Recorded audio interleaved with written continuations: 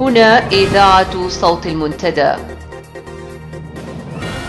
صوت المنتدى بث إذاعي يأتيكم يومي الأربعاء والجمعة من كل أسبوع من 8 إلى 9 مساء بتوقيت إريتريا، وعلى الموجة القصيرة 11720 كيلو هرتز أو 25 متر باند، وعلى مدى 24 ساعة على القمر الصناعي النايت سات ب8 درجات غربا وعلى تردد 11678 بالاستقطاب الرأسي. صوت المنتدى.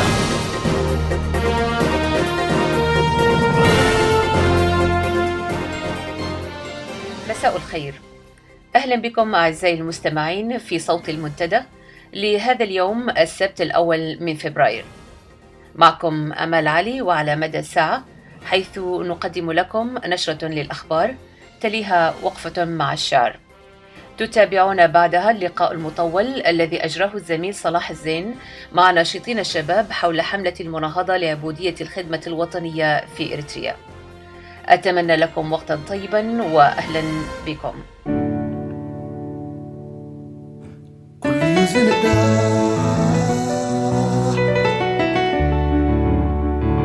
كلنا نذكرها،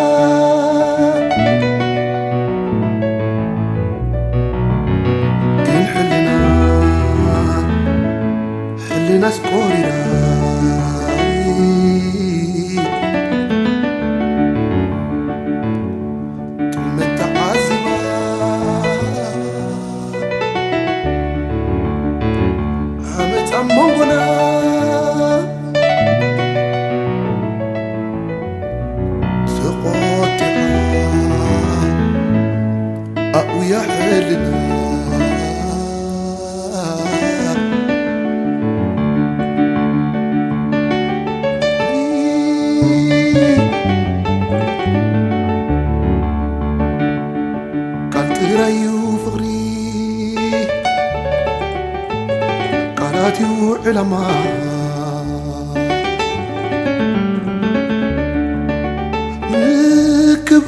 برحليوت حلنا غي عبيتها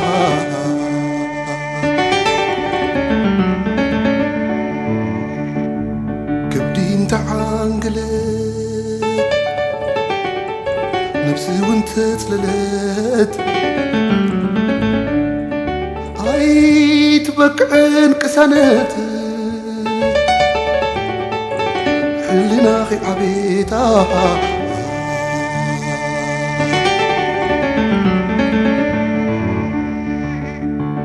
سيقان دمن بينو اي قبرن سدرا بيت حلنا غي عبيتها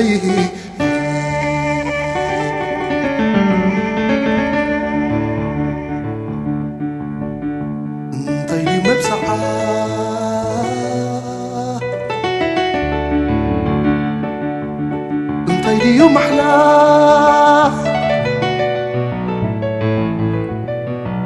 كسار علم إن تزي بالله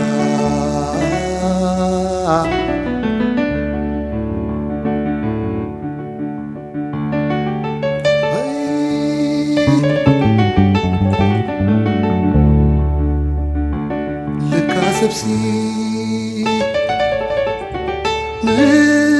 كبراتي زفتر بعلو انت زي كان يسواي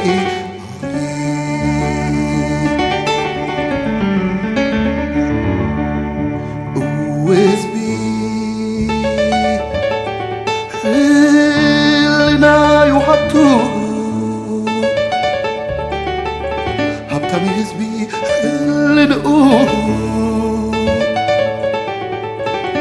تجزي وهاي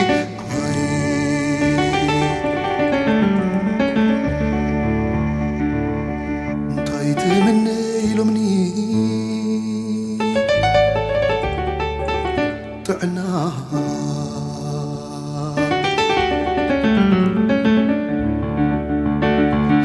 خنتاي دلي حلنا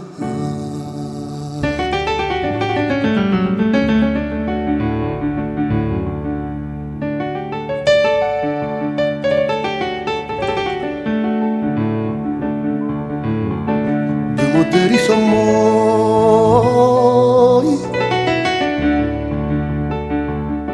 ناي هوت براناي وريسنا يوم تعودنا يحلنا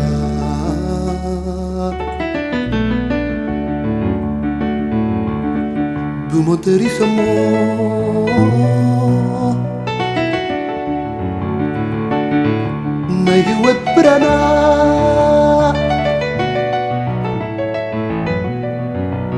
وريسنا يوم تعودنا يحلنا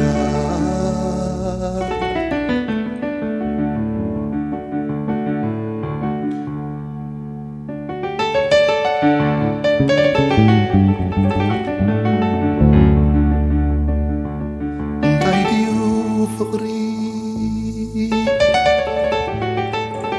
انتايديو هوت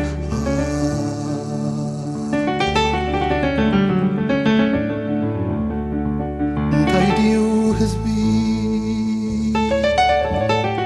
انتايديو هاجر هاجر ناي هوت قدنا ناي حلنا سفراي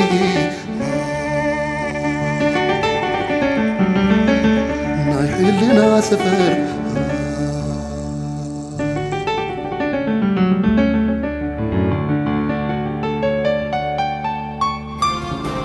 صوت المنتدى.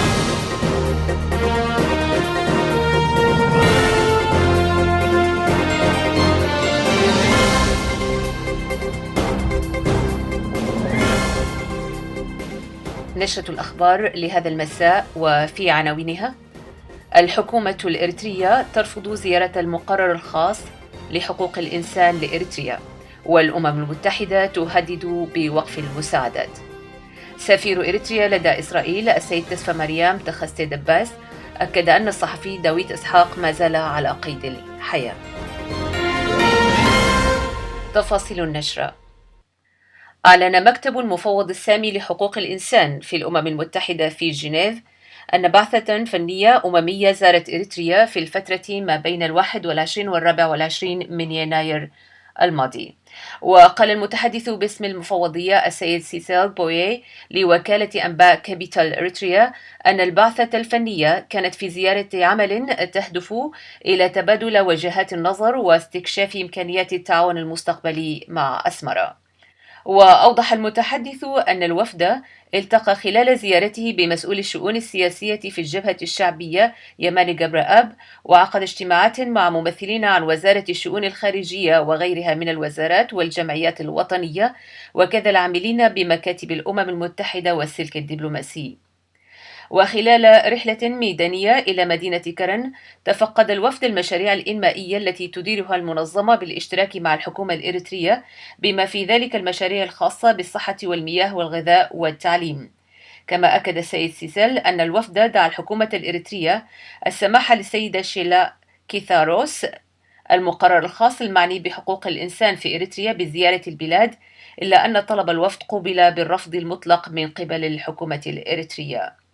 يذكر أن السيدة شيلا التي تم تعيينها كأول مقرر خاص معني بحقوق الإنسان في إريتريا في أكتوبر من عام 2012 كانت قد صرحت سابقا بأنها سوف تقدم تقريرها الثاني إلى الدورة 26 لمجلس حقوق الإنسان في يونيو القادم. وقال المتحدث الأممي مبينا بأن الوفد أبلغ الحكومة الإريترية بأن زيادة المشاريع التنموية سيعتمد على مدى سماحها الوصول إلى الإريتريين في جميع أنحاء العالم، بما في ذلك المعتقلين في جميع أماكن الاحتجاز، فضلا عن استعدادها لتفقد مركز التدريب العسكري في ساوا. هذا ويعتبر مكتب المفوض السامي للأمم المتحدة لحقوق الإنسان بمثابة الأداة الهامة التي يؤكد بواسطتها العالم التزامه بالمثل الشامل للكرامة الإنسانية. وللمكتب تفويض مطلق من المجتمع الدولي لتعزيز وحماية حقوق الإنسان في مختلف البلدان كجزء من الأمم المتحدة، وأن لديها ولاية فريدة من نوعها من جانب المجتمع الدولي لتعزيز وحماية جميع حقوق الإنسان. كما يذكر أن المكتب تم تأسيسه من قبل الجمعية العامة للأمم المتحدة في 20 من ديسمبر من عام 1993 في أعقاب المؤتمر العالمي لحقوق الإنسان في العام نفسه.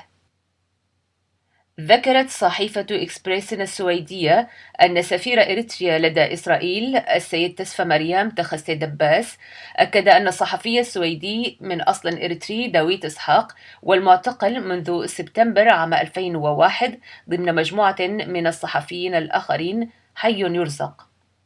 وأدلى السفير بهذه التصريحات بعد سؤال من إكسبريسن بشكل غير متوقع عن حالة داويت إسحاق، وذلك خلال المؤتمر الصحفي الذي عقد لمناقشة محنة عشرات الآلاف من اللاجئين الإريتريين في إسرائيل. وأضاف أيضا أن داويت إسحاق هو إريتريون في المقام الأول قبل أن يكون سويدي الجنسية، ذلك أنه يحمل بطاقة الهوية الإريترية قبل أن ينتقل إلى السويد ويحصل على الجنسية السويدية. ووفقا للسفير أن داويت اعتقل لأنه انتهك القانون، والذي يسري عليه لأنه دخل البلاد بهوية وجواز سفر إريتريين، وتعاملت معه الحكومة الإريترية وفقا لهذا المنطق. وخلال المؤتمر الصحفي حاول السفير أن يؤكد للصحافة أن الإريتريين في إسرائيل ليسوا لاجئين وعليهم العودة إلى بلدهم، وأن عملية الديمقراطية في إريتريا ستستغرق زمنا طويلا. ووفقا لمنظمة العفو الدولية وغيرها من الجمعيات حقوق الإنسان، تعتبر إريتريا واحدة من النظم الديكتاتورية الأكثر انتهاكا لحقوق الإنسان وتقييدا لحرية التعبير، إضافة للاعتقالات التي طالت آلاف المواطنين نتيجة للتعبير عن آرائهم ومعتقداتهم.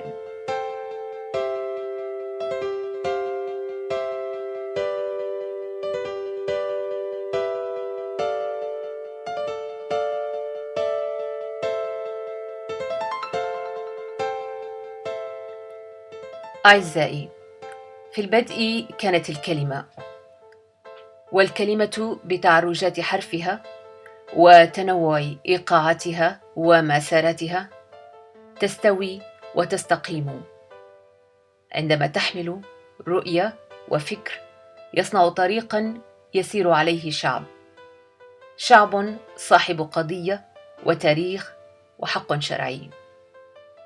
فليس كالكلمة ما يهزم اليأس ويقوى على الفناء. وللكلام في الشعر المهموم الصريح المدجن بوطن ومسكون بشعب بألمه، لهذا الشعر سطوة على الانهزام.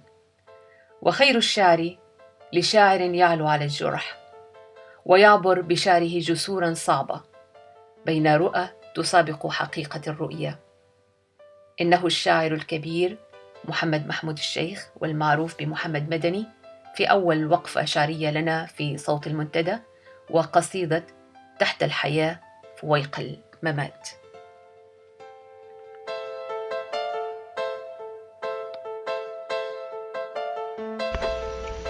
هي بعنوان تحت الحياة فويق الممات. قداس خاص للملاك إسرافيل. خيزران نابت في القلب، خيزران نابت في القلب، برعمت القصيدة عشقها فض البكارة مرت فضيلتها على فسق، فسقت سلالتي كيفا على كيفي، فكيف ترونني أهوى جسارتها علي، أهوى جسارتها علي، أنا الذي وهب الجسارة نبضها سلب البكارة فضها وأحضها دوما على نبذي وأعشق رفضها للكل جزئيا وتبويب الرجال.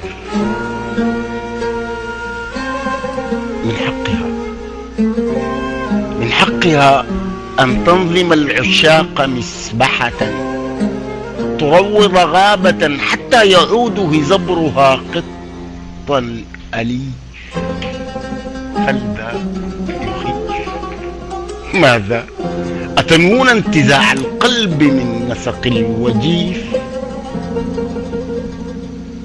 حقا سلالتنا ضلالتنا ومنبعنا مصب للنزيف. هزر السؤال هزر السؤال جوابه جد حبيبتي أن تضيف. حسنا وكيف؟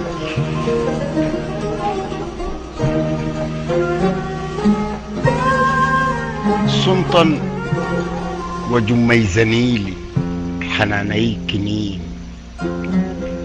صمتا وجميزنيل حنانيك نيم.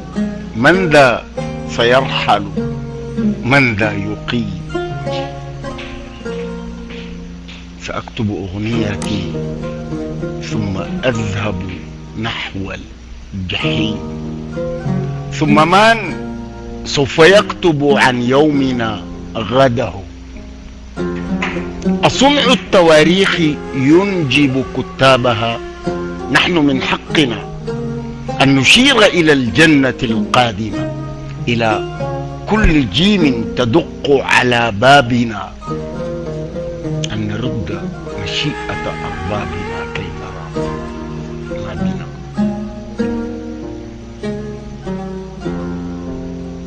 هذه الجبال لكام تحتاج سارية. هذه الجبال لكم تحتاج سارية الذي يأتي من السهل الفضيحة في مسوح العشق لا في غطرسات الفاتحين. سلام.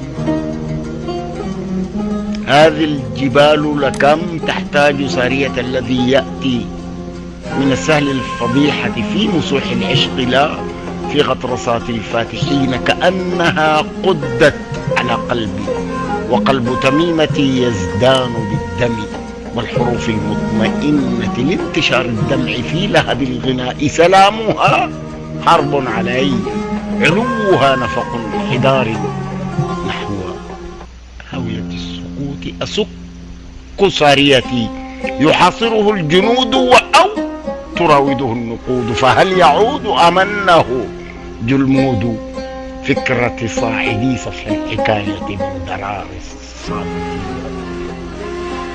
أهو اليقين؟ أهو اليقين؟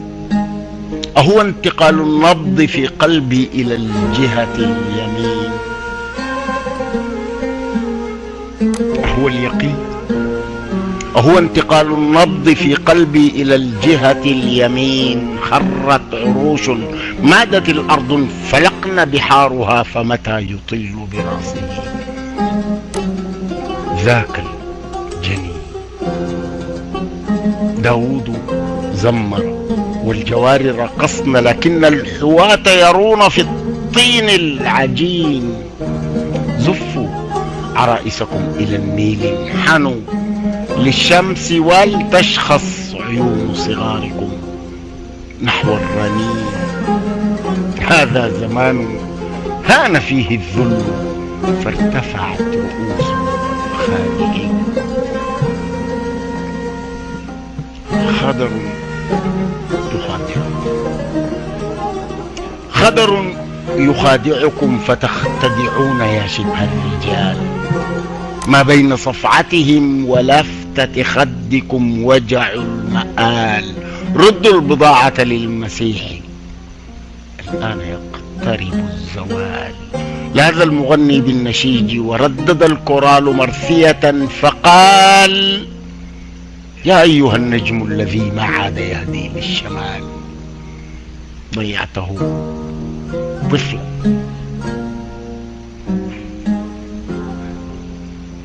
ضيعته طفلا.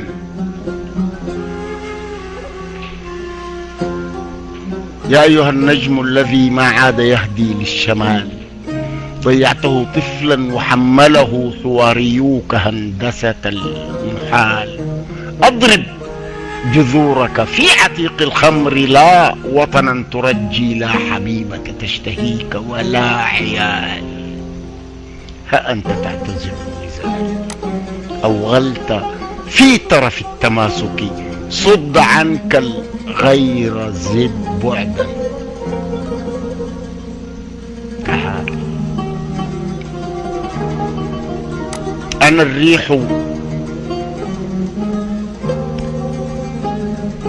الريح تأخذني الاتجاهات إلى غيرها كي أرد احتمال المنافي إلى الأمكنة. أنا الريح تأسرني ثنية الكم في ثوبها، فأغازل أطرافه بالهفيف وبالدوزنة. أنا الريح لا أعرف الالتجاء إلى ركن بيت، تراني هناك تماما كما قد تراني هنا.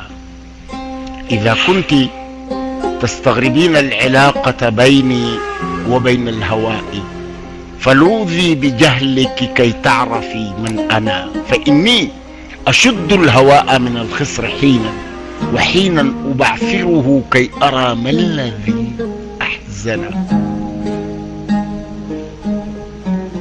لأني إذا ما استشاط بي الشوق أدفن رأسي برمل السماء، أمد المرافي إلى المتعبين بحجم الغناء، ولا أعرف الوقت إلا وهيجك، فلتذهبي للجحيم.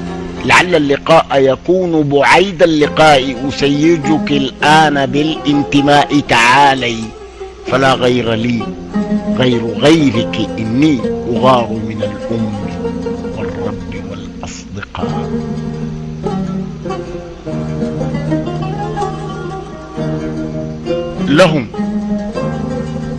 لهم للذين يذودون عن كوننا خارجين عن الضجة القائمة، لجيش السكارى إذا ما أقام الإمام الحدود عليهم وزاد عن الفرقة الآثمة، وللواقفين على حافة النطع بين القيامة والانتصار لحالة عشقهم الدائمة، لكل الذين يموتون قبل الميعاد، وكل يؤرقهم عشق هذه البلاد، وكل العباد إلى آخر القائمة. سيقذف سيزيف صخرته، ويغادر إبليس لعنته، ويطير حمام إذا قامت القائمة. سيهاجر أبناء يعقوب بالأمس كانوا يصفون أسماءهم في السجل عدا واحدة. قال إن الحياة هنا لا تطاق، ولكنني لن أساق إلى النطع مثل العروسة حين الدخول على فرجها. هل ترى أهجر الأرض كي أحتمي بالسماء الهيول هناك؟ وهل من هناك هو الخوف من رعشة الاحتكاك وإدمان أن نستجير من الماء بالعطر من ليفنا بمزيل العرق.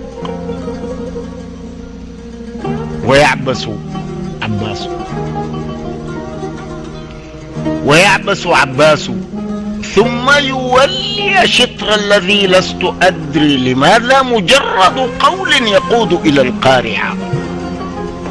لماذا تساءلت يا واردا كدرا، والجواب لديك، وصفو الجواب لدى القامة الفارعة. حب الخلائق للناس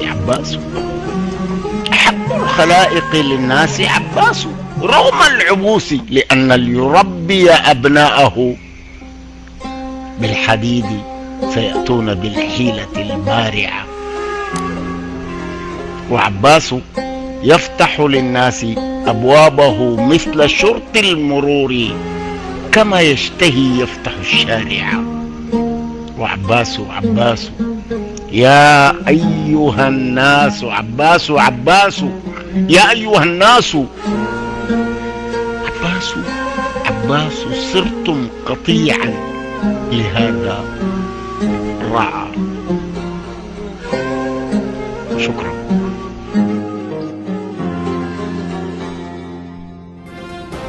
صوت المنتدى.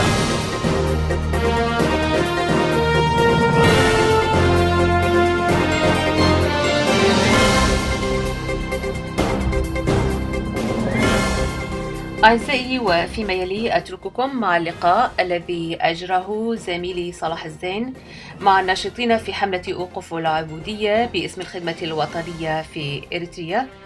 متابعة طيبة.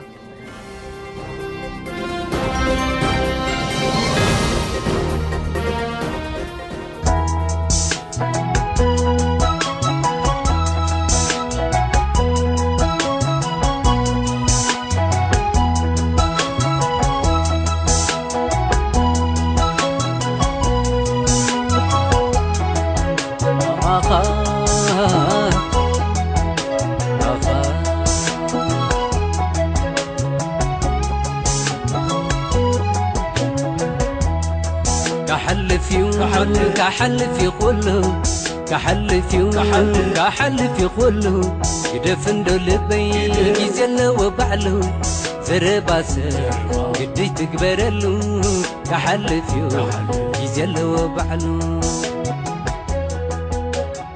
أهلا ومرحبا بكم مستمعي الأكارم. هذا أنا صلاح محمد زين. في البدء سأقف على أهم بنود مرسوم الخدمة الوطنية، وبعدها سنرى من خلال الحوار والشواهد الكثيرة الماثلة أمام الناس والعالم هل طبق النظام مرسومه وقوانينه التي أصدرها بنفسه. تقول المادة الثانية من قانون الخدمة الوطنية الذي أصدرته الحكومة المؤقتة في ذلك الوقت في بداية التسعينيات: إن أي إريتري يبلغ من العمر 18 عاما ولا يتعدى عمره 40 عاما يجب عليه الالتزام بتقديم خدمة وطنية. وفي فقرة أخرى يقول المرسوم: تحدد الخدمة الوطنية بواسطة أمين أمانة أي وزير وزارة الدفاع تحديدا فرديا أو جماعيا، ويكون القرار حسب ما تسمح به الظروف من 12 شهرا حتى 18 شهرا، أي لا يتعدى العام والنصف. وهناك أيضا في المرسوم تحديد للأشخاص المعفيين من الخدمة، ومنهم من خدم في المرافق الحكومية أو الثورة قبل صدور القانون، والتجار الذين يزاولون الأعمال بأنفسهم، وربات البيوت، والشخص الوحيد للأسرة، إلى غير ذلك من موانع وأسباب معقولة. أجريت اللقاء مستمعي الأكارم عبر وسيلة الإسكايبي، وأقدم لكم الشاب الناشط في حملة أوقفوا العبودية باسم برنامج الخدمة الوطنية. تفضل سليم. شكرا أستاذ صلاح. أنا اسمي سليم حسين، يا كمان سليم ميكال. أنا مواليد 26/10/88، مواليد السودان. رجعت إريتريا 1994، يعني 94 بالتحديد. وعشت في إريتريا لحد 2006، يعني طلعت من إريتريا نهاية 2006 يعني، والآن حاليا عايش في سويسرا. طيب، قبل الدخول في تفاصيل حملتكم أوقفوا العبودية، تسميها أنت العبودية للخدمة الوطنية، لماذا يعني؟ ما الذي دفعك إلى هذا؟ شكرا صراحة. سؤال سمح طبعا إنه واحد يسأل سؤال زي ده. طبعا في إريتريا ما خلاني أقول إنه الخدمة الوطنية هي عبودية مش هي خدمة وطنية، إنه الشيء الحاصل في إريتريا يعني. أنا طبعا عندي عدة أصحابي عايشين لغاية الفترة الحالية اللي قاعد أتكلم معك، إنه موجودين في العبودية في إريتريا، يعني موجودين قاعد يستعملوهم كعبيد. ف يعني مثلا الخدمة الوطنية في إريتريا بدأت نهاية يعني في 94 ومن غير نهاية يعني. أما الخدمة الوطنية لما بدأت في إريتريا كانت بدأت يعني في القانون الإريتري ولا الدستور، ما يسمى الدستور ولا هو أصلا لو موجود يعني. لما بدأت في البداية بدأت في سنة أو 6 شهور، كانت هي بالتحديد كانت محددة فترتها كده. لكن الخدمة الوطنية في إريتريا هل هي سنة و6 شهور؟ لا طبعا بالتأكيد.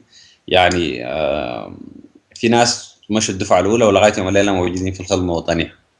الخدمة الوطنية في إريتريا الراتب الشهري فيها ماكسيموم 450 نغفة، يعني ما يعادل 2 كيلو طماطم يعني في إريتريا يعني. الخدمة الوطنية في إريتريا هي مش إنك أنت تقدم واجب لوطنك، هي بيستعملوها يعني كعبيد، كقطيع من البشر بيستخدموها في مشاريعهم الخاصة. يعني النظام الحاكم في إريتريا مثلا يعني كثيرين من الشباب من لهم مؤهلات علمية، من لهم مؤهلات أكاديمية، من لهم مهنيين، من فيهم متعلمين، فيهم ناس أكاديميين، فيهم ناس يعني من شتى أنواع البشر يعني. فكلهم بيستخدموهم إنه يستخدموهم في بناء طرق، في بناء مباني، في بناء ما أعرف يعني حواجز بتاعت مياه، يستعملوهم في مشاريع بتاعت مشاريع زراعية يعني ما توصف يعني. ده الأشياء اللي بيشتغلوه قاعد أحكي فيه. أما المأساة اللي بتحصل في داخل الجيش الإريتري يعني ما هو أصلا لو في جيش نظام يعني، هم كل خدمة وطنية الموجود في الجيش. أنا ما أعرف في إريتريا في جيش نظام ولا ما في. لغاية يوم الليلة ما قدرت أفهم يعني. طالما هم كل الجيش الإريتري موجود ما يسمى خدمة وطنية، معناها ما في جيش في إريتريا. فكل الموجودين يعني بالليل حراسة والنهار كله يكون شغال واحد. يعني من الصباح يطلع الساعة 6 صباحا ويكون شغال لحد الساعة 6 بالمساء، يكون شغال في بنا ولا مزارع ولا حاجة زي دي، ويجي راجع بالمساء وبالليل يطلع حراسة، يكون رافع السلاح بتاعه، يكون بايت في غابة ولا في جبل. يعني مثلا في يعني هم يعني مثلا لما تسأل الحزب الحاكم تقول لهم ليش الخدمة الوطنية ما فيها نهاية، بيقول لك يعني احنا موجودين في حالة طوارئ. يعني هل يعني من المنطق انه الشعب الاريتري يكون كله مسلح؟ يعني الشعب الاريتري كله يكون مسلح، لا في انسان يواصل تعليمه، لا في انسان يعني يشتغل ويرجع بيته بالمساء. يعني فيهم يعني يوم الليله الخدمه الوطنيه فيها ناس يمكن عمرهم بيساوي يعني فوق من ال 55 سنه يسموهم خدمه وطنيه. يعني في ناس عندهم اطفال، في شباب مثلا التحقوا بالخدمه الوطنيه من سنه 94 لغايه يوم الليله لا قادرين يتزوجوا، لا قادرين يعملوا مستقبل، لا قادرين يواصلوا تعليمهم. يعني ل 200 يعني ده الشيء اللي خلاني اقول عبوديه. وفي اكثر يعني، ده ممكن ده اقل تعبير انا اعبر فيه. في يعني شباب عمرهم 15 16 سنه بتلقاهم في الجيش الاريتري. هل دي خدمه وطنيه؟ يعني في طلبه بياخذوها من جوا المدرسه، يعني من داخل المدارس بيجي جيش بياخذوا من داخل المدارس. مثلا 2000 في حاجه بدات في 2005 يعني لغايه يوم الليله مواصله ولا ما واصله ما بعرف، لكن من 2005 في اشياء قاعد يعني بياخذوا الطلبه من داخل المدارس. مثلا في معسكرات جديده اتفتحت في اريتريا، مثلا حس خلوا حاجه اسمها يوصلوا يعني ناس الكشه، يعني ممكن الكشه ما اعرف بيقولوا لها شنو، لكن يعني الشباب الحمله ايوه، لانه نقول لها كشه. يعني بياخذوا الشباب من الطرق من داخل المدن. يعني واحد يجي يطالع عليك الساعة 5 صباحا ولا الساعة 4 صباحا، عسكري يكون ناط السور بتاعت البيت وخاشي على البيوت وحرمة الناس وياخذ الشباب وما تعرف موصلينهم وين. يعني الليلة حس في معسكرات جديدة اتفتحت في إريتريا بدأت من 2006. يعني أنا مثلا جيت من منطقة اسمها حجاز، يعني في معسكر كل الشباب اللي بياخذوهم من اقليم عنصبي بيوصلوهم هناك معسكر اسمه حشفراي، والليله غيروه دعروتاي. بيدربوا الشباب في اقليم عنصبي بيشيلوهم هناك. وكل الاقاليم مثلا قاش بركه بيودوهم في محل اسمه كعلاي، ونفس الشيء في كل الاقاليم في معسكرات زي دي فتحوها يعني. يعني شباب عمرهم 16 سنه 15 سنه، يعني يا دوب واحد يكون يعني هو عنده داري يبني مستقبل، عنده طموح، داري يتعلم، داري يواصل تعليمه، يكون يحجزوه في حاجات زي دي. يعني يا ريت لو كانت الخدمة الوطنية يعني واحد يكون حتى لو مثلا هي حتى لو طويلة المدى، يعني لو الواحد كان مثلا قاعد في وسط اهله مثلا في نفس المدينه هو اللي عايش فيها وبيعمل سيرفيس للدوله، يعني انه هو يقدم خدمه للوطن، ما مشكله. يعني واحد ممكن يشتغل 4 ساعات يا يومين في الاسبوع للدوله، والايام الثانيه يكون لحياته هو الشخصيه يا كمان لمستقبله. يعني على الاقل واحد كان يستوعبها. لكن واحد تلقاه يمكن يكون عنده سنه و6 شهور ولا سنتين ما شاف اهله. واحد تلقاه يعني ما عنده في البيت لا عنده اخت ولا اخ ولا، يعني عنده يكون والدين وناس كبار في السن. وانت تعرف الوضع الاقتصادي في اريتريا، يعني لا في يعني حاجه بيشتغلوها يعني تجيب دخل ولا هنا. يعني الشباب هم ما ينتجوا للدوله، يعني يعني هم اليد العامله، يعني ما في سليم، المدن. ايوه. أنا آسف لمقاطعتك. طول مدة الخدمة مهم. مفهوم، بس تسميتها بالعبودية، آه، هل هناك يعني تجاوزات إنسانية ممكن تذكرها حتى ينطبق عليها تسمية العبودية؟ طبعا في بذكر حاجات كثيرة. مثلا اديك النساء لما قاعد يقضوا الخدمة الوطنية بيتعاملوا معهم كأنهم هم جاريات. يعني واحدة تلقاها مثلا عدة نساء مثلا ينزلوا في دفعة واحدة، فضباط الجيش بيختاروا منن، يعني بيختاروا افضل واحدة ولا اجمل واحدة منن ويكونوا شغالة معه في البيت. يعني تكون لا هي ده يعني لا جايه تقدم خدمة، ما جايه تشتغل لانسان، تكون قاعدة في البيت وتكون يعني تكون شغالة في يا ريت لو كان يعني قاعدة في مكتب ولا قاعدة شغالة كسكرتارية ولا موظفة. هي شغالة قاعد يعني تقدم له شاي لضابط ولا يعني تكون يستعملها كجارية. مثلا الشباب يعني مثلا اديك امثله في الاقليم قاش بركه في مزارع. المزارع دي هل هي الملك للدوله؟ لا، ما ملك للدوله، ملك لجرانالات. الشباب كله بيستخدموهم هناك، لا عندهم مرتبات ولا اي شيء. فهل هم ماشيين يخدموا دوله ولا ماشيين يخدموا جرانالات الجيش؟ فهل دي ما عبوديه؟ العبوديه هي عده اوصاف. يعني واحد انا لما انت بستخدمك انك انت بدون راتب ولا اي شيء، وبس عشان يعني حتى ما عندك واجب انك تتكلم، ما عندك الحق تسال، ما عندك الحق تاخذ راتب، ما عندك الحق تاخذ راحه، دي ما عبوديه؟ يعني استاذ صلاح العبوديه حتكون صفتها شنو يعني؟ مثلا يعني انت لو سالت بشيء معين بيزجوك في محل سجن، حتى ما يعني حتى ما عندك اورنيك. يعني السجون بتاعت مثلا اللي بيسموها تهدسو، ما حتى ما عندك يعني في حاجه اسمها تهدسو، ما بعرف بيسموها شنو بالعربي. في يعني في اسجان لاي وحدات عسكريه عندهم سجون، يعني حتى ما عنده ملفات. يعني واحد ممكن يدعك هناك 6 سنة سنتين 3 سنة ممكن تقعد هناك لا عندك ملف ولا حتى ما تعرف انه الموظف اللي ساجنك الحارسك في الباب ما عارف انك انت عامل شنو، هو ذاته زي خدمه وطنيه. فدي ما عبوديه انك. فيروز سلام بسمين باسم دمس مدرخ يمسكنا كم سنة مهلاوكي مجمريا أفتي ناي كامبين كي أتنا أفتي بحجراو أكل جلوت حجراو بارنتيو أبو خي أتنا بزعبا خم مجمريا مني خي فيروز أبو حجراو أكل جلوت انتهي قاتي مكي انت نقدر كنا يغني لي صلاح. أنا فيروز كيسي بحال أبوينا دين تقارلتي قديم تقارلتي بشحن 990 هاي سكول بيت مرتي ناي سكندري سكول مالتي ودي ايه سوا وريدي أفتى جزيتي تذكرون ده كوينكم وقع مس إثيوبيا زنبرة between 1998 2000 زنبرة الجزية مالتيو بطعمي هجراونت سمعتي خيدي أبسوا قطعمي ماتريك حليفة تمليسة مالتي دحرت هجراو أقولت تعليم مدعي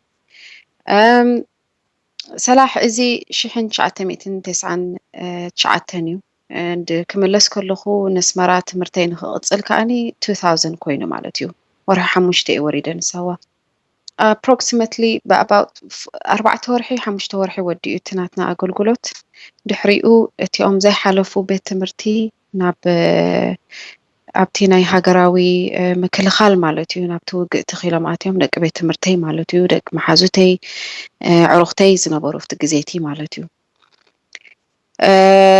ስጋብ ሕጂ ድማ ካብዚኦም ምሳይ ዝወረዱ ንሳዋ ኣብ 1999 ስጋብ ሕጂ ኣብ ሃገራዊ ኣገልግሎት ኣብ ሃገራዊ ባርነት ዝርከቡ ሰባት እውን ኣለዉ ዳትስ ዳርጋ 14-15 ዓመታት ማለት እዩ ንሱ ገዲፍና ኣብ ሳዋ ክንወርድ ከለና ማለት እዩ ንሕና ብገርህ ልብና ኢና ወሪድና ብጣዕሚ ገርህ ልብና ሽዑ ሃይ ስኩል ወዲእና ንኣሽቱና ዘለና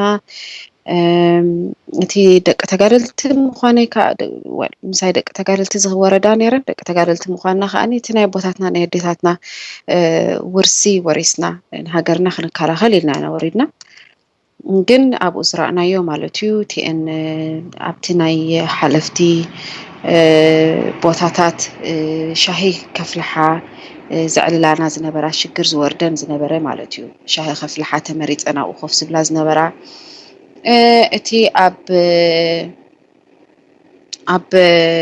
ማቕፃዕቲ ዝወርዶም ዝነበሩ ኣወዳት ማለት እዩ ሕጂ ከምዘይ ዕንጨይቲ ክትወፍር ገለ ክትወርድ ክትወፅእ ከለኻ እቲኦም ኣወዳት ከም ገለ ካብቲ ጎቦ ገለ ስለ ትረኽቦም መቕፃዕትኦም ክዕልሉኻ ከሎ ብዛዕሚ እዩ ዘስካሕክሕ ነገር እዩ ከምኡ እውን ካብቲ ቦታቲ ጠኒሰን ኣብ 6 ወርሒ ኣብ ዳርጋ ኣብቲ መወዳእታ ናይ ዳርጋ ኣብ ማእከላይ መወዳእታ ኣብቲ ጥንሰን ነስመራ ስደዳ ከለዋ ከዓኒ ብኣና ክሓልፋ ከለዋ ድን ብወረድ እዩ ገለኻ ክንሰምዕ ከለና ኸ ንሪኦ ማለት እዩ ምክንያት እቲ ናይ ኣብ 6-7 ወርሒ ዝስደዳሉ ነስመራ ኣብቲ ጥንሰን ማለት እዩ ከይሰድኦ ኣብ ኣስመራ ከይደን ከይሰድኦ ምክንያቱ ጥንሲ ምስዳድ ኣብ ኤርትራ ዘይሕጋዊ ስለ ዝኾነ ብኣና ሓልፋ ኣሕዋተን ንኣሽቱ ኣሕዋተን ገለ ምሳና ዝነበራ ኣብቲ ማዓስከር ኣብ ሰዋ ከዓኒ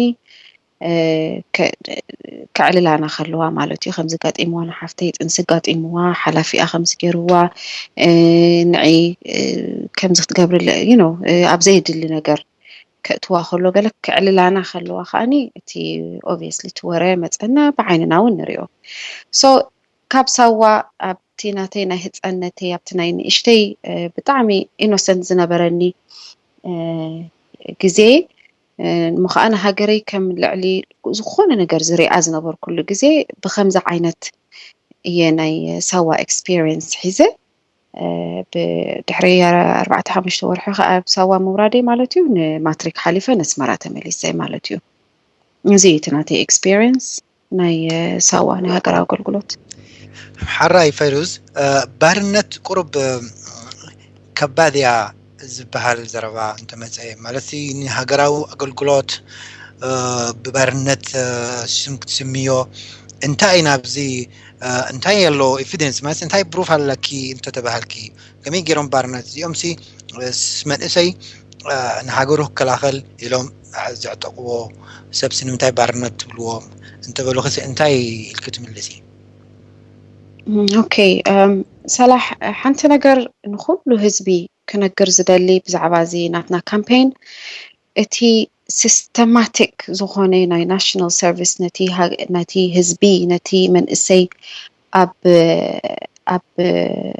ኣብ ዝኾነታት እዚ የእትይዎ ዘሎ ኢና ንቃወም ዘለና ሕጂ ንሱ ክብለካ ከለኹ ከምቲ ዝበልካዮ ባርነት ኣብዚ ዲኤንኤጅ ባርነት ኢልና ክንዛረብ ከማን ዝሕፍር ነገር እዩ ግን ባርነት እንድሕር ሓደ መንእሰይ ኣብ ሃገራዊ ኣገልግሎት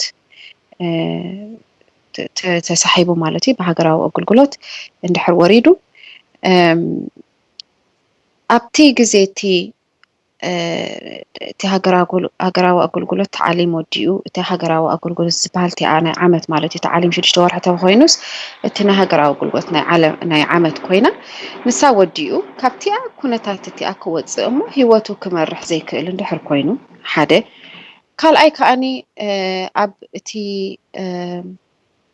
ኣብ ክፍሊት ማለት እዩ እዚ ሰብ ዝኾነ ማንም ሰብ ሕጂ ኣነስኒ ኣብ ሃገራዊ ኣገልግሎት ብ1999 ወሪደ ኢለኩም ካብ 1999 ስጋብ ሕጂ ዘለናዮ ዳትስ ዳርጋ 15 ዓመት ማለት እዩ ምሳይ ዝወረዱ ኣብቲ ግዜ እቲ 15 ዓመት ኣብቲ ኩነታት እቲ ኣለዉ ሕጂ ኣነ ኣብ ሂወተይ ተማሂረ ትምህርተይ ወዲኤ ዲግሪ ገይረ ቆልዑ ወሊደ ሓዳር ገይረ እንስርሐ ጀሚረ ጽቡቕ መነባብሮ ይገብር ኣለኹ ኣብዚ እዋን እዚ ማለት እዩ።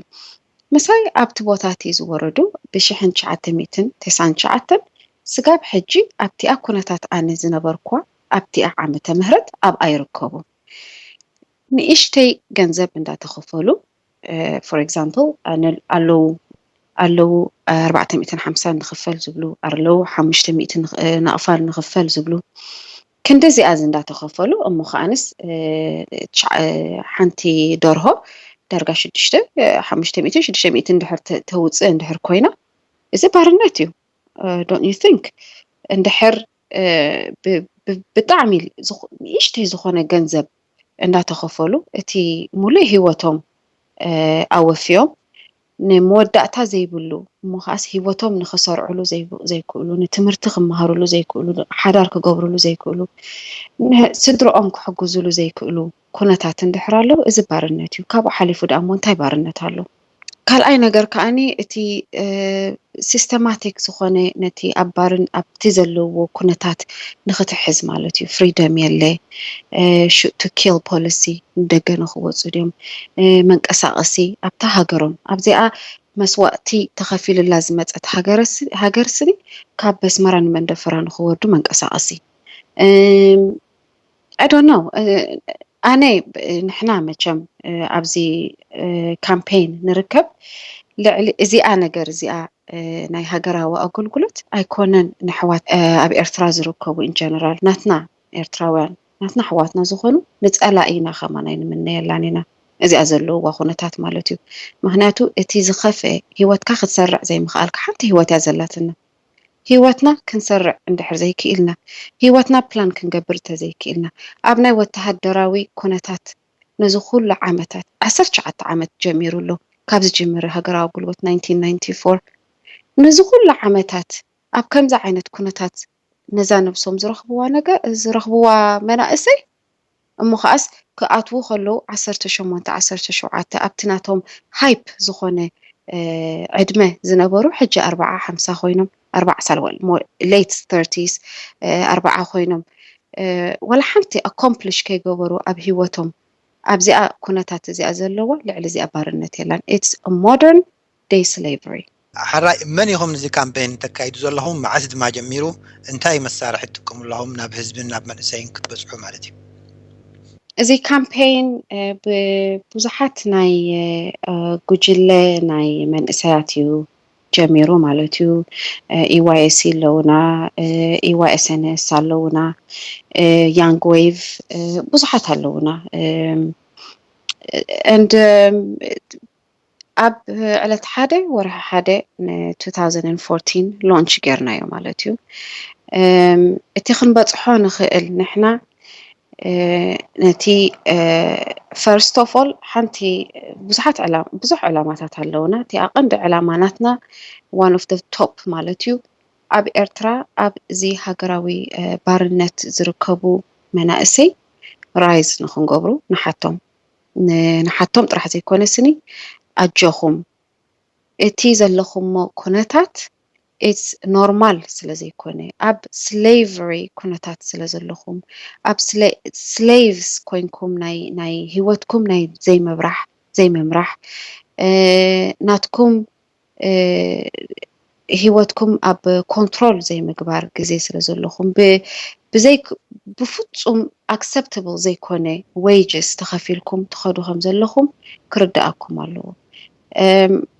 ለንቅነ ሓንቲ ካባና ማለት እዩ ፓርት ናትና ሜምበር ኣብዚ ናይ ካምፔን ሓንቲ ኣርቲክል ኣውፅኣ ማለት እዩ ልዋሚ ሽማ እዚኣ ከዓኒ እንታይ እትብል መሲልኩም ናይታ ኣርቲክል heading we didn't know it was slavery ኣብቲ ኩነታት ከለኻ ኣብ ምንታይ of course እቲ ናቶም ናይቲ መንእሰይ ሃፂሉ ምውፅኡ ካብቲ ዓዲ ኣብ ዝኾኑ ሽገራት ኣብ ናይ ሲናይ እስራኤል ኣብ ቤት ማእሰርቲ ኣብ ኢጅፕት ሊብያ ኣብ ኩሉ ምርካቦም ኦብጀክት ገብርዎ ከም ዘለዉ ነገረና እዩ ርኡይ እዩ ከዓኒ ፍሉጥ እዩ ግን ኣብቲ ኩነታት ከለኻ መውፅኢ ኣይትረኽበሉን ኢኻ ሓደ ግዜ ነቲ ኩነታትካ ስለዚ ንሕና ንብሎም ዘለና ራይዝ ግበሩ against ናይ ዘለኹም ኩነታት ተላዓሉ نبل مالتيو كالاي نجار كنبصحو زندل خاني اتي ناي external ناي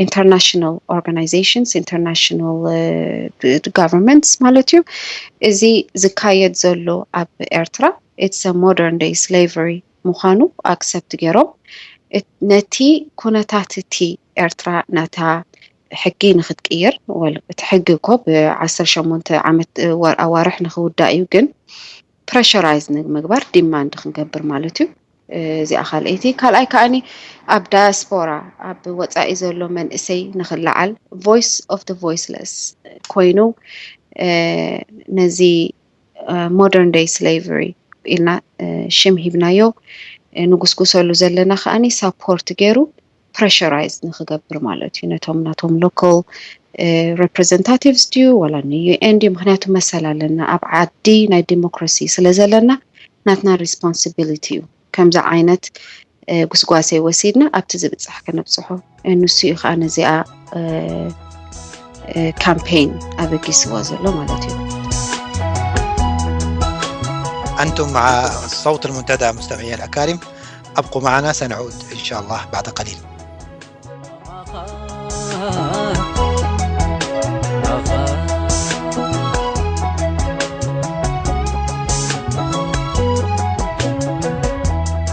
كحل في قوله كحل في قوله يدفن دلبي يزل وبعله زرباسر قدي تكبرلو كحل في يزل وبعله كحل في قوله كحل في قوله يدفن دلبي يزل وبعله زرباسر قدي تكبرلو كحل في يزل وبعله كحل في قوله يزل وبعله. سليم، استمعنا إلى المقدمة أو إلى شهادتك والأسباب اللي دفعتكم لتسميتها بالعبودية، تسمية الخدمة الوطنية بالعبودية. الآن ممكن تقول لنا من أنتم، يعني مع من تنشط أنت في هذا المجال؟ هذه الحملة أعطينا خلفية عنها والقائمين عليها ومتى بدأت؟ نحن يعني عدة يعني كمية من الشباب يعني موجودين في عدة دول كثيرة، ومنظمات شبابية مثلا EYSC EY سنس فرع إيطاليا.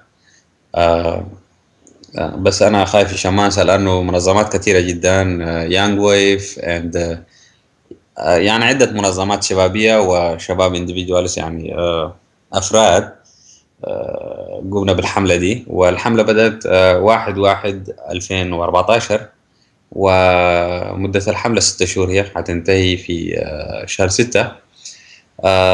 في خلال الشهر يعني الشهر الواحد العمل خلال الشهر الليلة يوم 31 معناها في خلال الشهر الأنشطة اللي قدمناها يعني قدمنا يعني مقالات مطروحة للنقاش في عدة مواقع في فيسبوك، وقدمنا كمان تقرير يعني عن شهادات شباب يعني كانوا من ضمن يعني الخدمة الوطنية، يا كمان ما نسميه العبودية حاليا نحن شهادات بتاعهم يعني. وعملنا عدة حوارات مع عدة روادي بتاعت الجالية الإريترية في المهجر وتلفزيونات طبعا، وقدمنا حتى تقرير كمان للأمم المتحدة يعني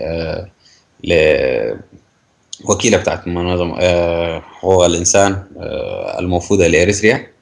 وفي خلال في الأشهر الجاية مثلا في بداية حسب في شهر 2 يعني في فبراير اللي أخذين مشاريع حنقدم يعني اقتراحات يعني المؤسسات الشعب الإريتري العايش ويا كمان الشباب الإريتري للدول الموجودين فيها هنا يعني في المهجر، البرلمانات الاتحاد الأوروبي والبرلمانات الدول الموجودين فيها.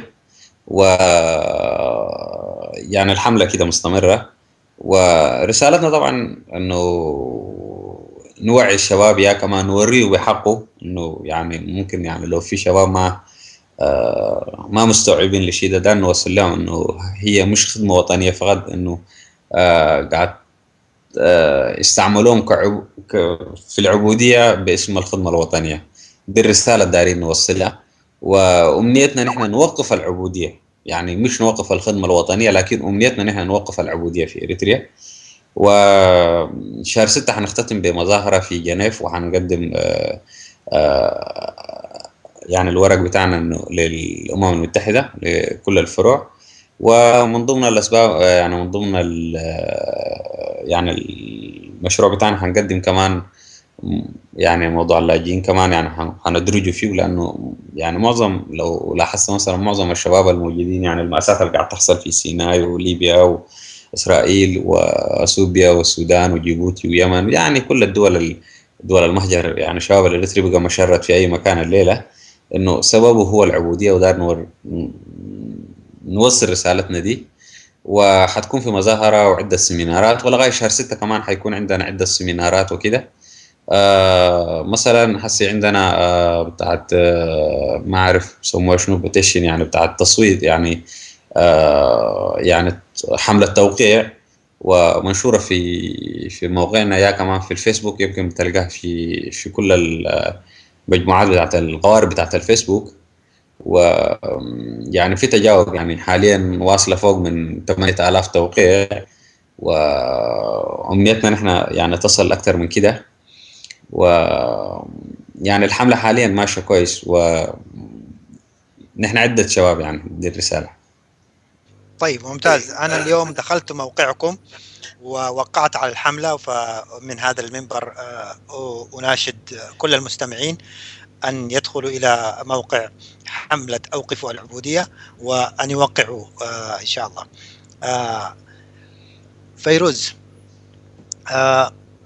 حراي دحرزي دحر بايتا ذهب كنا انتاي مسار حتكم لهم، انتاي كتاب حجة أكتيفيست قبركمو، انتاي يمثل سكاب حجيتي مسارحي ناتنا سوشيال ميديا كوينو كم على الفيسبوك and تويتر كم أون أب تيناي Eritrean communities خوانا media outlet as much as we can advantage نوصلوا لنا مالتيو بinterview ديو articles متصحف ديو بنفسنا من اللي ديو بكل متن مالتيو التزواج حناتنا على فيسبوك مهناتو بزحت من ساعات فيسبوك active سلازخانو تيناتنا ناي كامبين قسقاس ديو ولاتي involvement نتمن اسي نمستي كامبين مالتيو زبازحي على فيسبوك and تويتر كان بعل تناي تيشيرت كامبين تناي بعل ناتهم ناي اكسبيرينس نخونا قرونا ناي اوديو فيديو كامبين بزح نقرات مالتيو على فيسبوك نقبرو لنا سقاب حجي مالتيو. سليم. أيوة. طيب لو حدثتنا بتفصيل عن اليوم الأخير في جنيف وحملة التوقيع الآن ذكرتها، لكن التفاعل على الأرض على هذه الحملة على الإنترنت، لكن التفاعل على الأرض على الأرض إلى أي مدى أقنعت الشباب في المهجر، بالذات الشباب المتأثر من الخدمة الوطنية واللي وصل إلى أوروبا وأمريكا والدول الآمنة خلينا نقول، يعني وصار في وضع أفضل مما هو في إريتريا، إلى أي مدى يتفاعل معكم هذا الشاب أو الشباب الهارب من الخدمة الوطنية أو الخدمة العبودية كما أسميتموها، والآن شكل اليوم الأخير في جنيف؟ أوكي. طبعا هبدأ التفاعل مع الشباب، يعني تفاعل الشباب.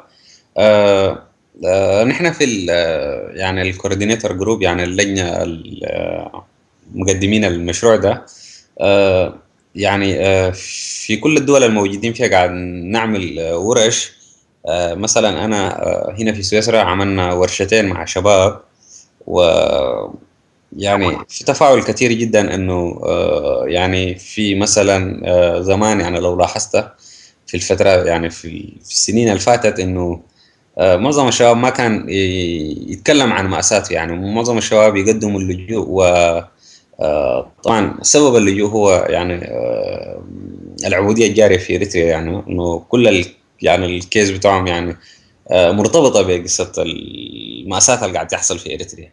فمعظمهم يعني كان حده كده، يعني إنه يتكلموا فقط إنه هم لما يقدموا اللجوء. لكن حسوا وصلنا في مرحلة إنه هم بدأوا يتكلموا حتى. مثلا يعني عملنا عدة مقاطع بتاعت فيديو لشباب كانوا عايشين في الخدمة الوطنية، ما تسمى الخدمة الوطنية، ويعني أدوا إثباتات والأشياء اللي حصلت لهم والمأساة اللي كان عايشينها هم حكوا عنها. وده جزء من التفاعل طبعا. إنه هم بدوا يتكلموا عن المأساة اللي عاشوها وكده، ده جزء من التفاعل. حتى في الورش في البداية يمكن بعض الشباب كان عندهم تحفظ، لكن في النهاية بدوا يتجاوبوا. يعني مثلا في الأيام الأخيرة، يعني في الأسبوعين الأخير ده، يعني عملنا ورشة كانت الورشة الأولى ما كان مثلا أنا في البلد اللي عايش فيها ما كان في الفترة الأولى ما كانت يعني ما كانت واضحة يمكن.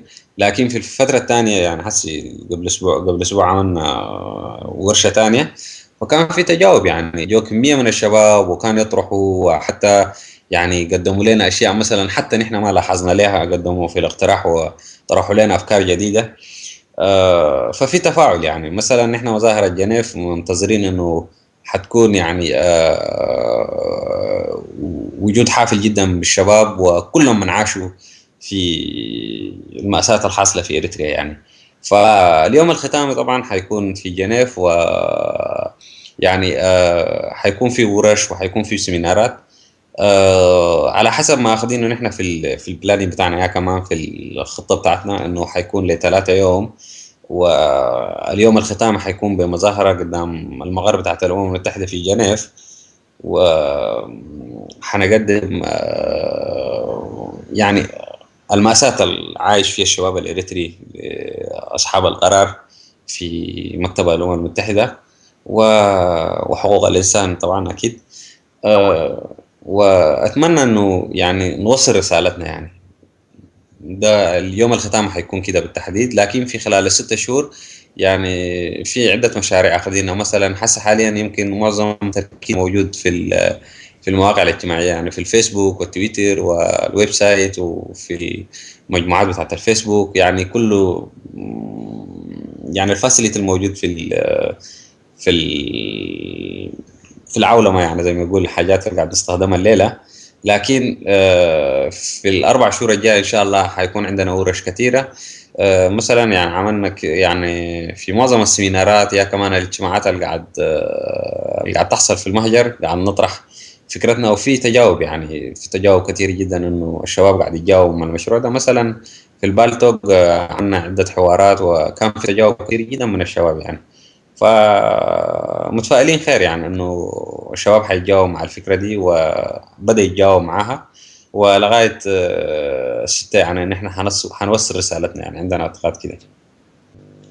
فيروز اكتيفيستس زلوسي حجي خصاب حجي بسوشيال ميديا ايو ግን አባይታት ንጥፈታት ናትኩም እንታይ ይመስል ኣባይታ ምስ መንእሰያት ጠንቅናይዚ ሃገራዊ ባርነት ከም ዝሰምኹሞ ጠንቁ ኮይኖም ዕድለኛታት ኮይኖም ከማኺ ዝሰገሩ ናብቲ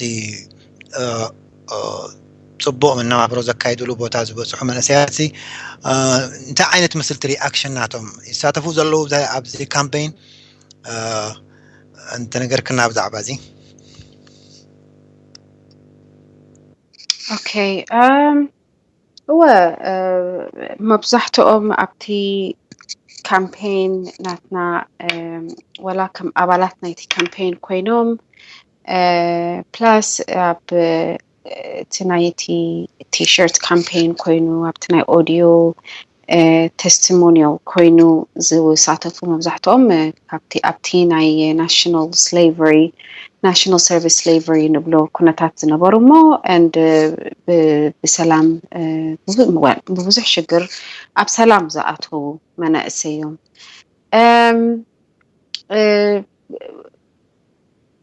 قدم قدادم اتي ناتنا كامبين ويب سايت هلونا نسو خاني stopslaveryineritrea.com مالتي ابتي ويب سايت اتيو بزح ناتنا press release كوينو نايتي كامبين فيديو media events قال ملخ كهاتل خيلي مالتيو ابتي ground work كنبل كلنا workshops نخن workshops نتمولو young ዝኾነ ቲ መናእሰይ ኣብ ዳያስፖራ ዘሎ ኢንቮልቭ ንኽንገብር መደብ ኣለና ከምኡውን ሴሚናራት ንኸነካይድ መደብ ኣለና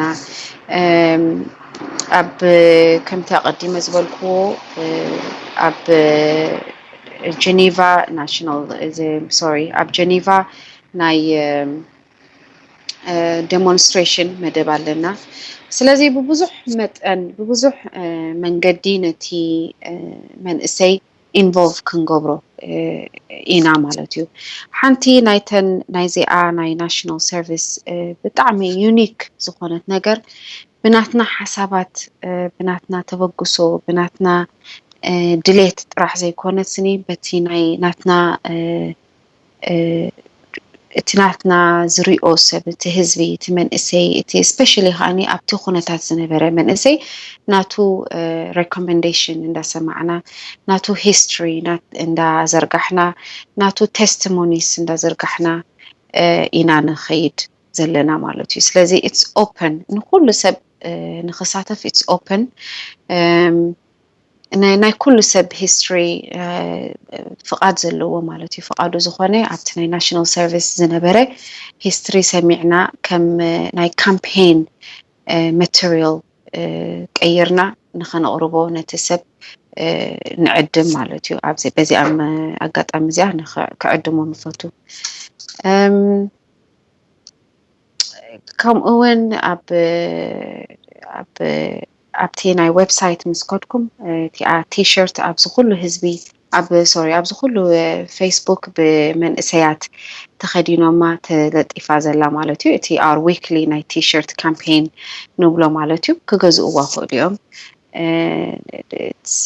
the link ኣብቲ ዌብሳይት ኣሎ ብከምኡ ምክንያት ከዓኒ ነቲ ናቶም ናይቲ ካምፔን ሜሴጅ ናብ ገዝኦም የምፅውሉ ማለት እዩ in the name in بناي تيشيرت من قدي مالتيو بزح صلاح بزح كستالنا بزح مدبات لنا we will keep you all uninformed جن بزي أزبول خاني بين كله هزبي تناتهم ideas testimonies and الرأي what they think about the campaign كان نخبرونا نقدم مالتيو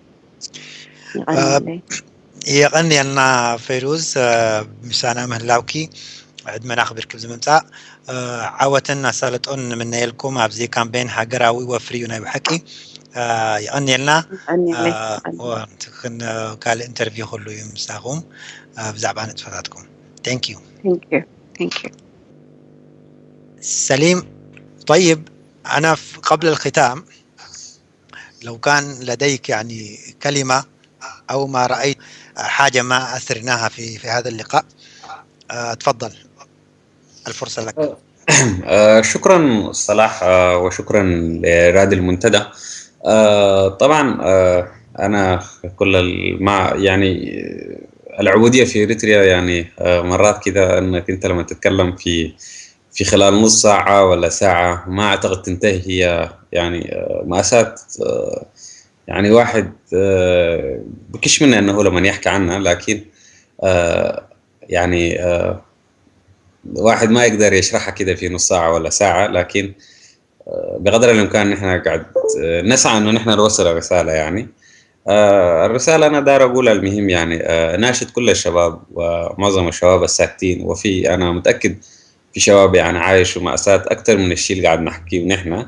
فيا ريت يطلعوا يحكوا عن المأساة دي إنه عشان نوعي المجتمع الإريتري ونوري إنه مش دي خدمة وطنية، دي هي عبودية. فرسالتي للشباب بالذات الموجودين في داخل إريتريا إنه يعني الشيء اللي قاعد يجري في راسكم إنه هو مش هو خدمة وطنية، إنه ده عبودية. فيا ريت إنكم تقولوا لا للعبودية، يعني نعم للخدمة الوطنية لكن مش للعبودية.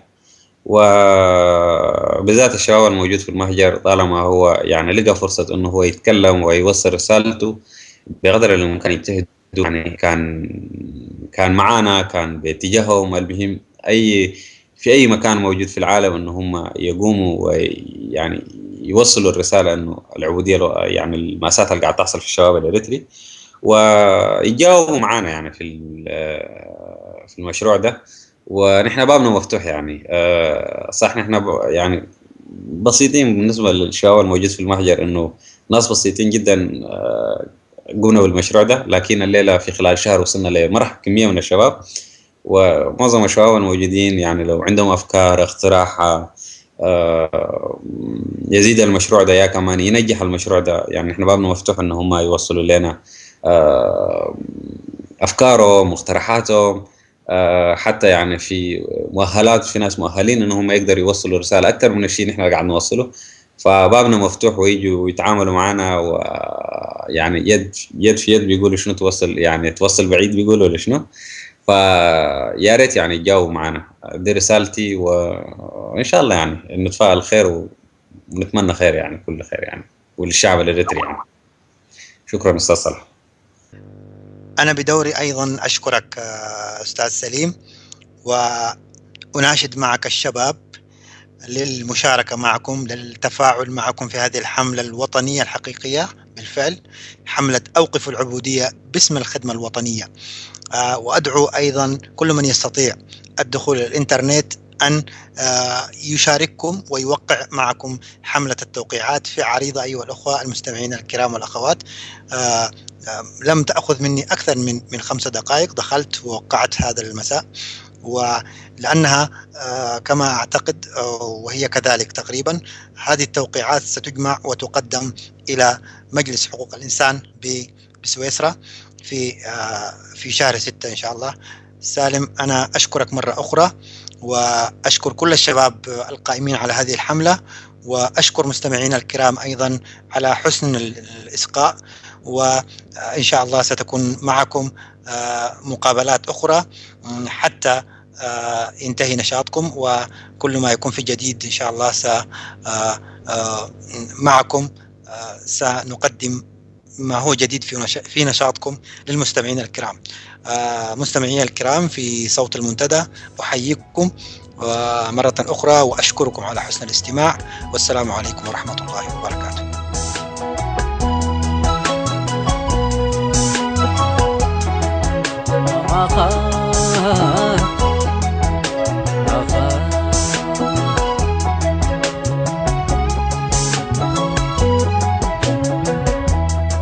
كحل في يوم كحل في قلهم، كحل في يوم كحل في قلهم، يدفن دلبي يزلوا بعلهم زرباسر قدي تكبرلو، كحل في يوم يزلوا بعلهم،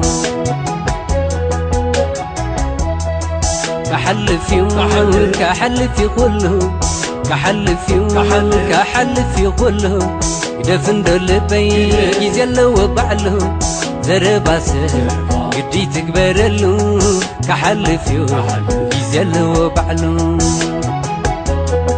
كحل في قلهم، كحل في يوم يزلوا بعلهم.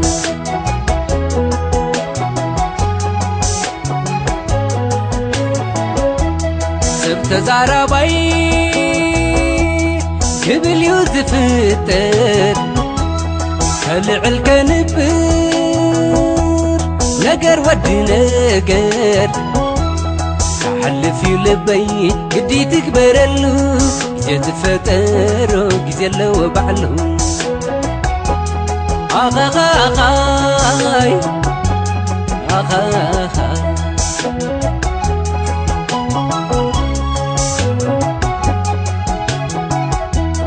كم تخاف عام محر زي بربر كم تخاب ما محر زي بربر هيركبن كتو كاب ورق نجر تتزارب السب عفوز الزخابو لبقبر لب يدبو تخابو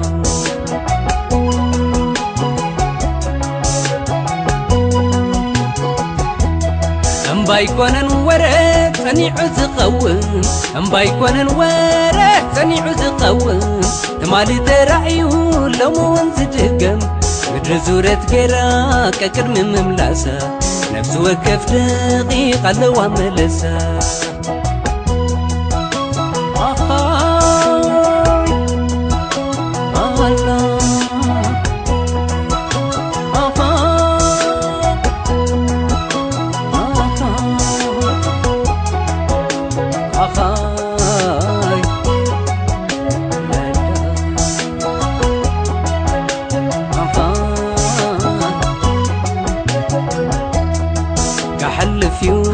كحل في قله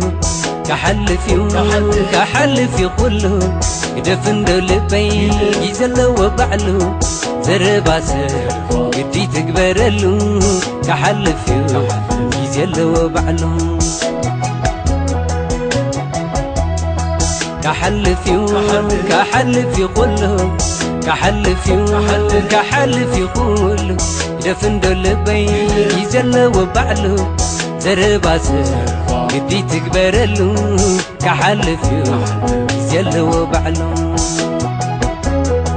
حل في قوله يزل وبعله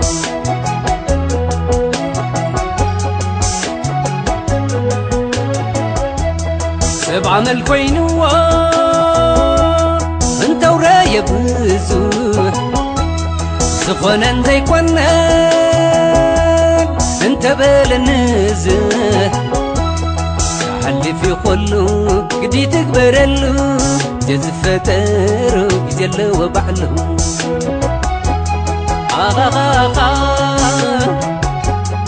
لا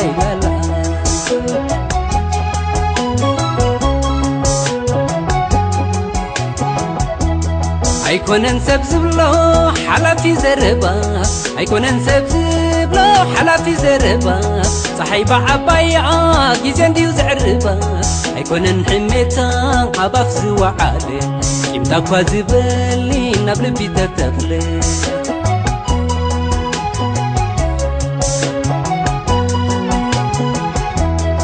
بتباب سلامون كم تقل تقدم بتباب سلامون كم تقل تقدم كل جيزيعون على وبزع عالم عقل إيوب كبر منفسي كعالم زمن اللوى وتحت صحي سلم عقل إيوب كبر منفسي كعالم زمن اللوى وتحت صحي سلم كحل فيو كحل في قله كحل في قله يدفن لبي يزل وبعله زرباسر قدي تكبر له كحل في يزل وبعله زرباسر قدي تكبر له كحل في يزل وبعله كحل صوت المنتدى.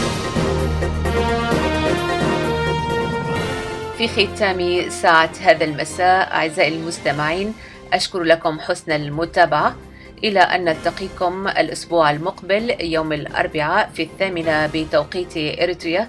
لكم مني أنا أمال علي ومن زميلي صلاح الزين وباقي فريق العمل أجمل التحايا وأطيب المنى وإلى اللقاء.